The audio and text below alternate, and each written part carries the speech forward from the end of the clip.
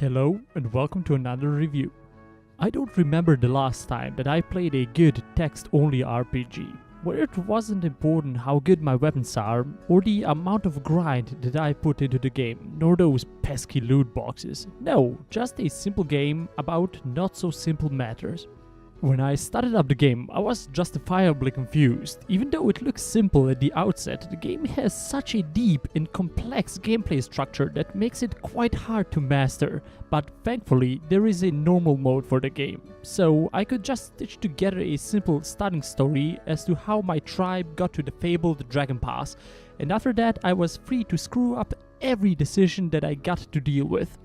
Yes, this is one of those adventures. When most other games say that my decisions matter, that usually means that some NPCs will either praise or boo at me, which is to be expected when you try to make choices out of ones and zeros.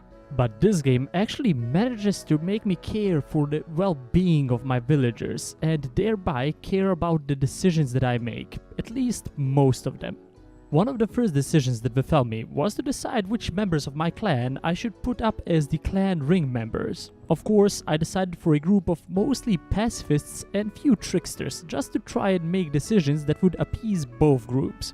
But they ended up actually being quite helpful and not just funny. They give you information about how satisfied your clan is with your decisions and many other things like their opinions, what god I need to worship, or if I have surplus food.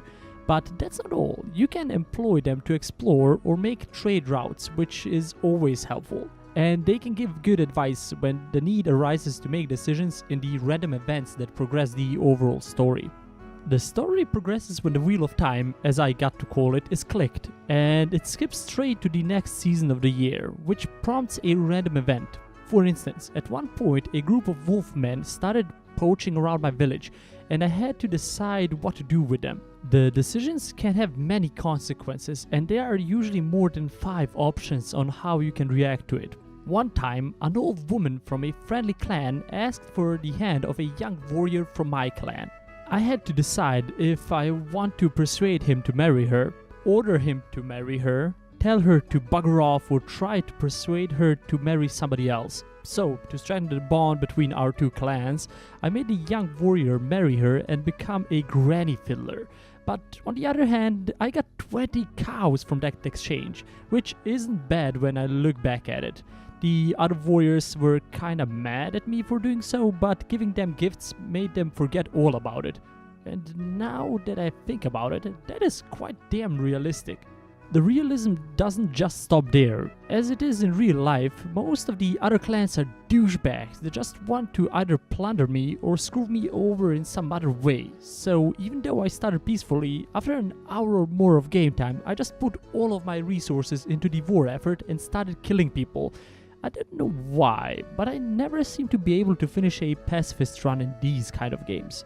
Besides this, there are many things that you get to micromanage, like the spells that can be allocated for the year, or what the newly born villagers will be when they grow up.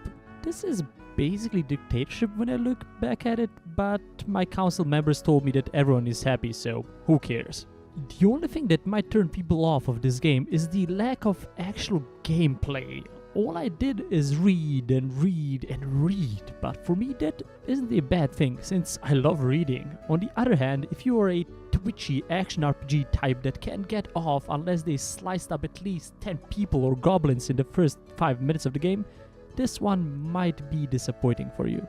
So, to wrap this all up, King of the Dragon Pass is quite a good RPG. I do recommend this to anyone who wants to have a somewhat realistic RPG experience without having to find a tabletop group to do so. But I have to say that it is quite slow at times and really confusing and complicated to get into, even more so in the latter stages of the game, when the only thing that separates win from loss is in how a good mood your PC is currently in.